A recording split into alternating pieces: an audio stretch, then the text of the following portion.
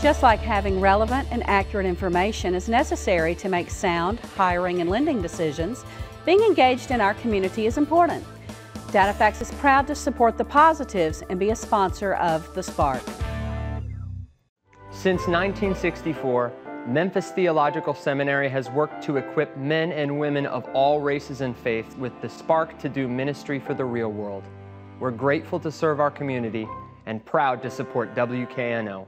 Lipscomb & Pitts Insurance has been serving the Mid-South since 1954. We've always focused on supporting our community and believed in promoting the positives, encouraging engagement, and leading by example. Lipscomb & Pitts is proud to be a presenting sponsor of The Spark.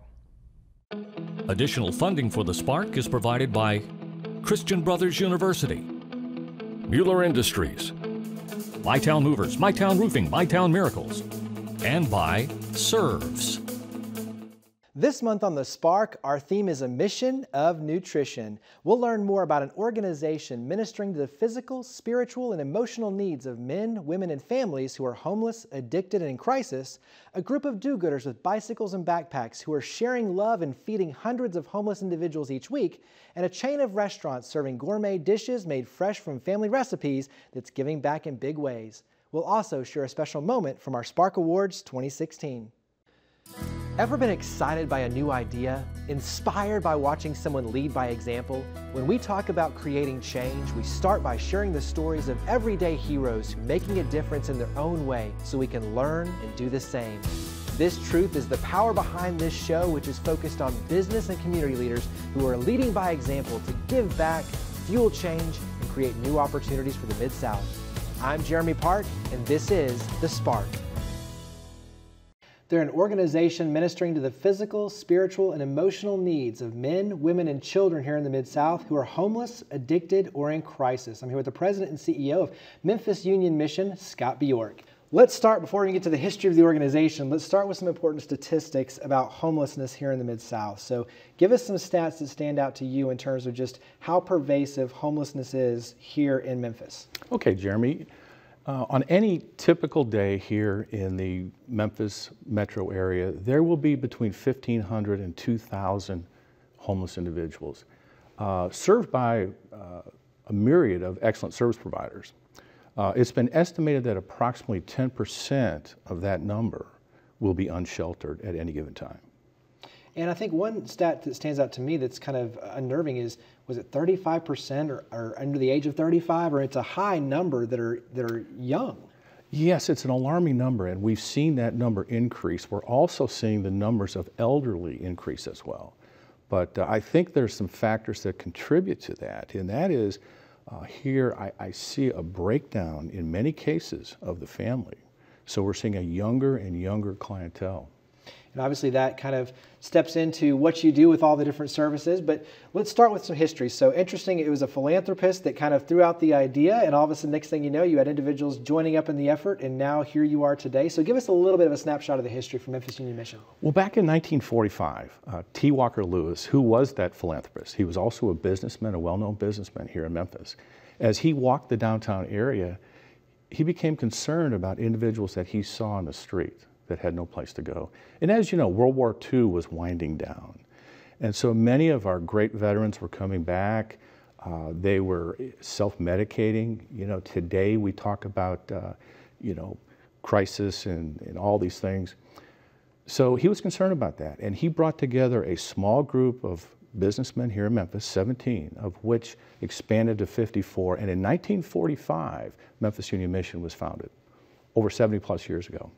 And so let's talk about what you do. So you have an emergency shelter, and that's grown tremendously in terms of the need, but obviously what you're doing there physically, even with the locations now. But talk about just the emergency shelter side. Well, what we do at the emergency shelter is we take an individual who comes in off the street, you know, someone who's homeless, someone who has nowhere to go. We provide for them food, clothing, and shelter. This is what we would call providing for those emergency needs.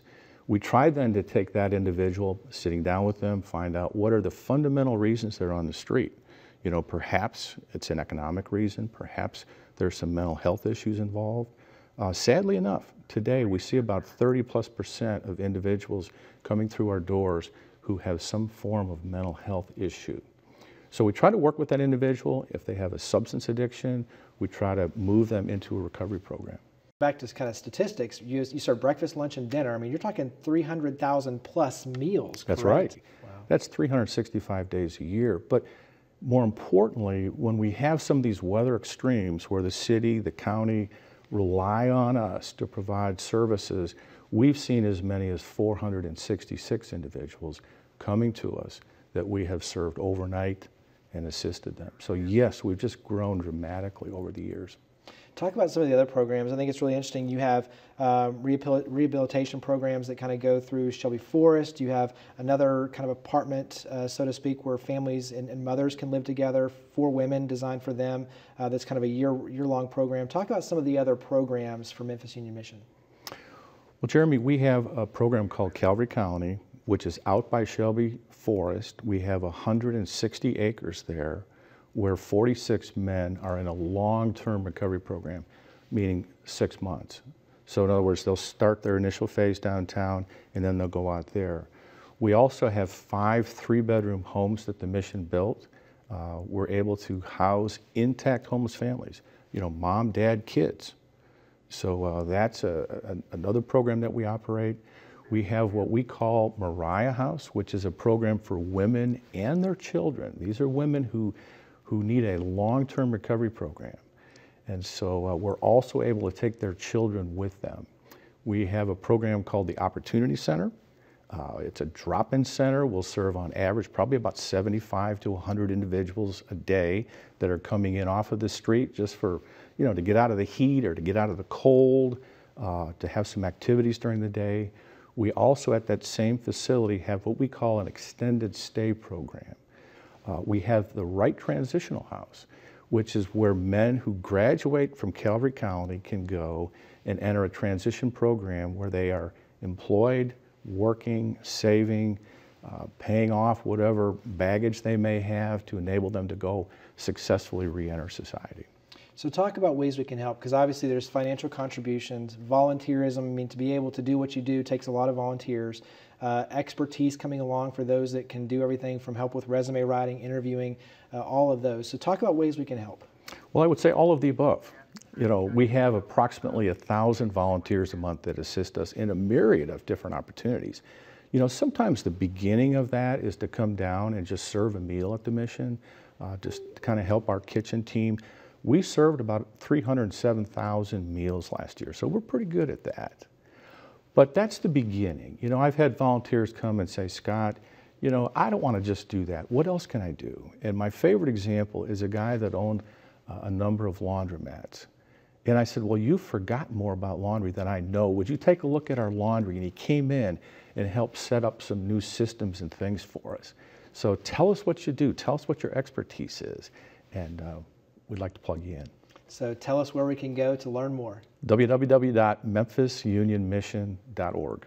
Well, Scott, greatly appreciate all you do here in the Mid-South and appreciate you coming on the show. Thank you, Jeremy.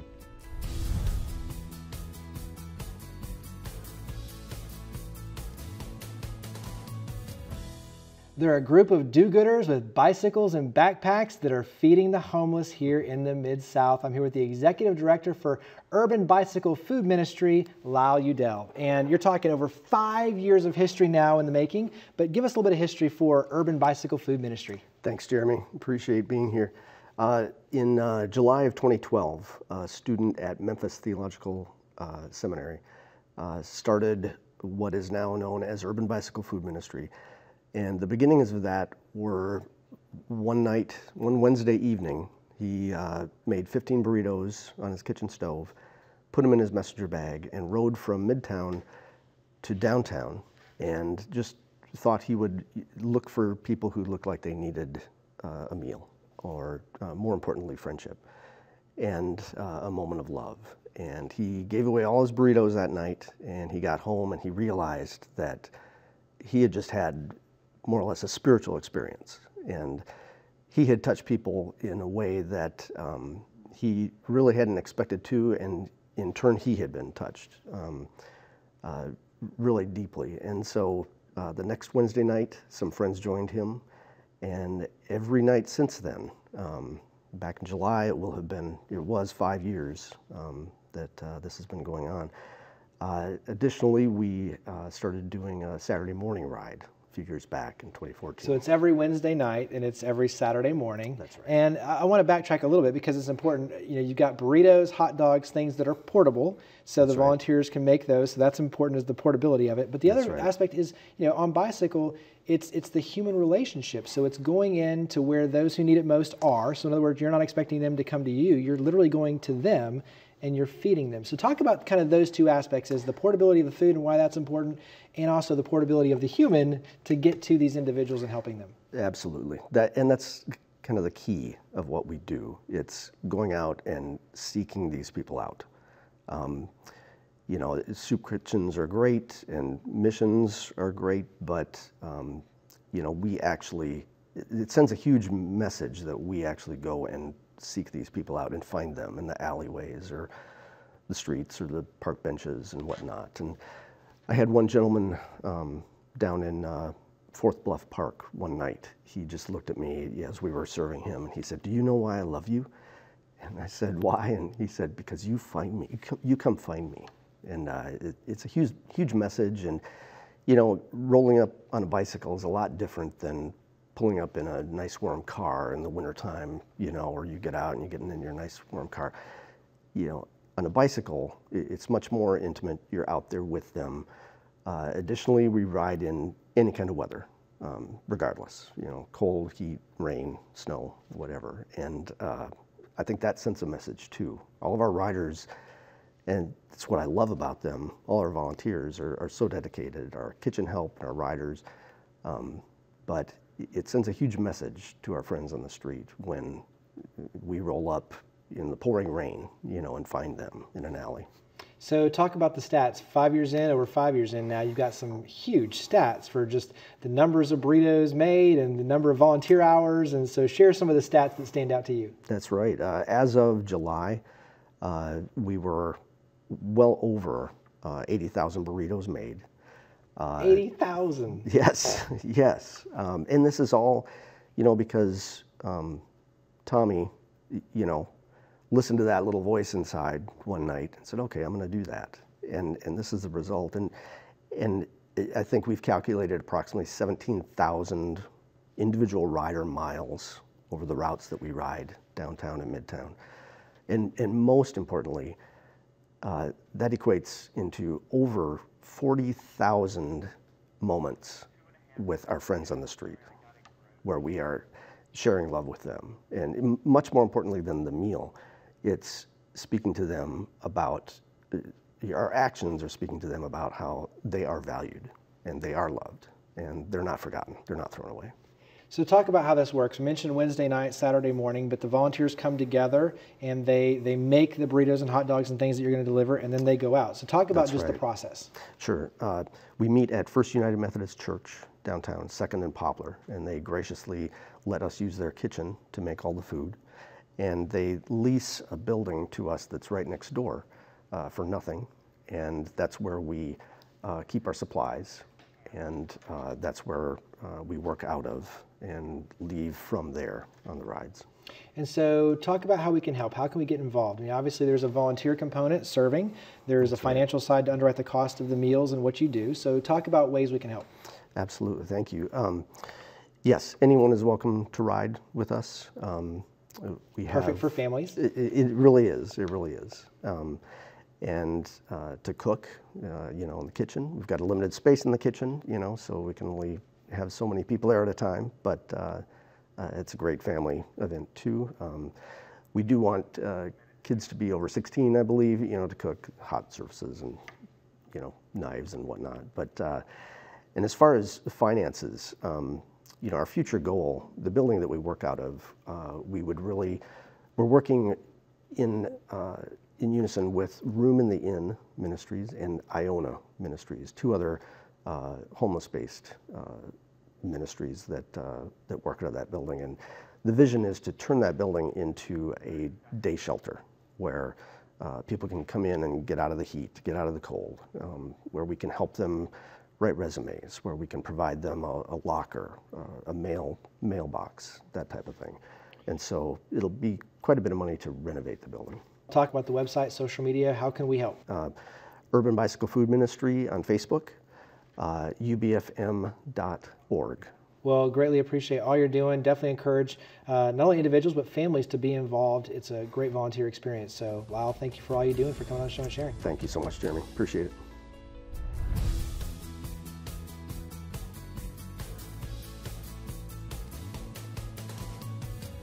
The Spark Awards annually recognize and celebrate individuals and organizations that have made outstanding contributions to the community. This year's recipient of the Corporate Award for companies with 100 to 499 employees is Huey's Restaurants. Huey's is a family restaurant business. We have 8 locations. We have 7 in the Memphis area and then 1 in South Haven, Mississippi. My father was Thomas Boggs, and he started working for Huey's probably back in 1975, and he just really believed in giving back to the community and really believed that if you took care of your employees and you took care of the community, then they would give back to you. Talk about the frill picks, the toothpicks. I mean, you walk in, you see them in the ceiling, but there's a really great purpose behind it. Yeah, a lot of people aren't aware of the frill pick contest, but we do a frill pick contest once a year with all 8 stores at different times. So someone back in the day thought it would be cute to take the frill pick out of the sandwich, put it in a plastic straw and blow up into the ceiling in hopes that it would stick in the ceiling. So now what we do is we encourage our bartenders and our servers to sell frill pick guesses to our customers. And then they guess how many frill picks are up in the ceiling for $1. It's a $1 donation. And then whoever guesses the closest amount of how many frill picks are up in the ceiling, then they win a $100 Huey's gift card. And you've raised a lot of dollars doing this. Yes, we have. We have raised probably close to $90,000 for the zoo. That's huge. Yeah, it's amazing. And so beyond that, I mean, the thing that I love is that it's not just financially. I mean, you financially give to a lot of nonprofits, but you encourage your team to go out and volunteer to give back. Absolutely. We couldn't do what we do without our employees and our managers. The frill pick is a great example. We just recently did a store-wide fundraiser for the VA Medical Center. It was a competition between all 8 stores. We ended up raising over $11,000 worth of shoes and snacks and eraser boards. They get so competitive, they're just so pumped up about it. They buy into it as much as we do, so it's amazing. And you make it very easy. You donate obviously a lot of food, gift cards for schools, for organizations. Talk about kind of that relationship side of working with nonprofit. We actually give away a lot of gift cards to nonprofit organizations for their silent auctions, for their fundraisers. We also buy like banner ads and stuff like that for schools. We are continuing to just try to do as much as we can, really. It really makes me proud that we've been able to continue to do what our dad wanted us to do, and that was to continue to give back to your community and your city. You know, employees really want to work for a company that are giving and want to make things better for other people in the city. And I'm really excited that we've been able to do that.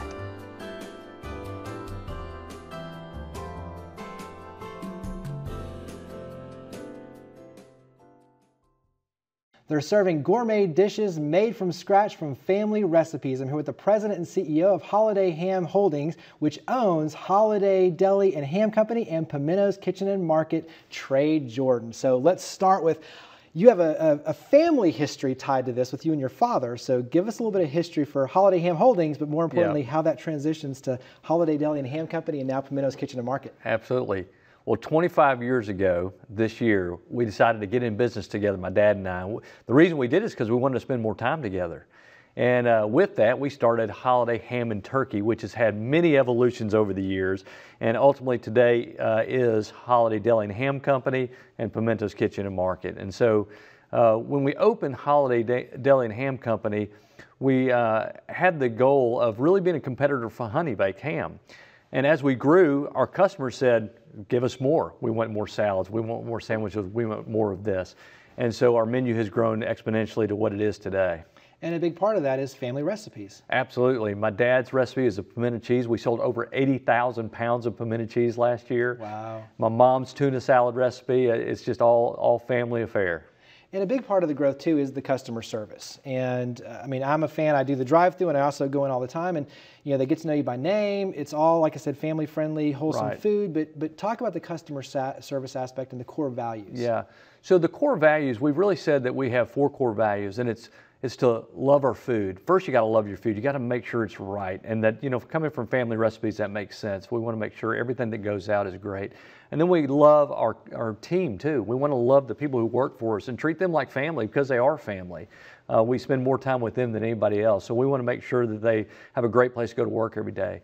And then we want to love our guests, and we do that by the customer service. We want to make sure that we have raving fans customer service, and that's what we talk about in our quarterly reviews and some of our values. And then finally, love our city, and that is hugely important, because for 25 years the city has given to me and my family for this company, and so as a result we want to give back. And philanthropy is a big part. You use the restaurants and the food to be able to give back. I know that you do a number of different things in the restaurant, and your team goes out and serves as volunteers as well. Talk about what the philanthropy means and then how you go about that. Right. So, it's really easy in the restaurant business to have folks coming to us and talking to us about their projects. And so it's a great venue for us to listen to and hear about what's going on in the city, some great new projects. We've been involved in Boys and Girls Clubs of Memphis. Andy Ray, our marketing director, listens to those folks who come in to give presentations about what we should be involved in. Southern Rains is another one that we've been involved with this year. But for 25 years, we have done a great job being involved in a lot of different things. In 2018, we're going to do something a little different. We're going to pick one organization and get really deep with them. And I think you're going to see a change of the guard, if you will, because we want to make an impact with a smaller organization that's making a big impact in Memphis. What, when you look at the growth, and I want you to talk about where you're headed next, because Pimento's Kitchen and Market is a big step forward in that, not just here in the Mid-South, but even beyond in terms of where the real vision is. Let's start there. Talk about the growth plans. Yeah. So our goal is to really expand within 3 hours of Memphis at first. We have the Nashville market that we're looking at right now. We're looking at Little Rock, Arkansas. We're looking at Birmingham, Alabama, and then all the smaller the towns in between. Of course, we got to expand in our geographic area here in Memphis as well. But the really exciting thing is expanding on a national basis. We have this thing, our 4 core values are love, all those things, and we want to spread the love. And the way we're doing it this year really is pushing our 1-800 number, pushing our shipping hams all over the country. And we did that last year to some degree, but this year's going to be bigger and better than last year. Well, because obviously, we're in prime season right now. You have Thanksgiving, you got Christmas and the holidays coming up, New Year's. Share a little bit more on the shipping side, because I think this is, one, it makes it easy for families, but 2, is this is important for business. Again, we kind of listen to our customers, and our customers are saying, hey, we get our great spiral slice honey glazed ham every year here in town. Can you send it to Nevada? Can you send it to Arkansas? Can you send it to Missouri? And so we began to do that. And so we're sending our hams, our turkeys, our cornbread dressing. The complete holiday dinner can go anywhere in the country now. Back to the other, I said 2 parts, but the second is, what puts a smile on your face when you look at how far you've grown, 25 years, starting with your father, using family recipes? What puts a smile on your face to look and see, okay, not only how much you've done, but what lies ahead? I think making an impact with each individual. I think that's the most important thing. We built a great business, fine, but watching the smiling faces come in the store and watching the smiling faces who work behind the counter every day is what makes the biggest impact to me. Talk about ways that the public can help grow both brands. Well, obviously one of the things you can do is come and help support us and encourage us as we're trying to become a place that is creating raving fans, creating a different work environment, creating a better place to be in the city of Memphis. Come send your best employees, send the people that your family and your friends to come work with us, because we want to have a place that we can provide better jobs and more jobs out there in the city of Memphis as well. Tell us where we can find more information. How can we follow the conversations online? So holidaydeli.com is our website, and then pimentos.com. Make it easy, pimentos.com. Yeah, and I tell you the best way to do it is probably come to our East Memphis location. We've got one East Memphis, we've got one in Midtown, we've got one in Germantown, we've got one at Haxon Winchester, and the brand new one, Pimento's Kitchen, is at Poplar and Roughly Massey in front of the International Paper Towers. Well, I absolutely love everything you're doing and I appreciate you coming on the show. Thank you, Jeremy.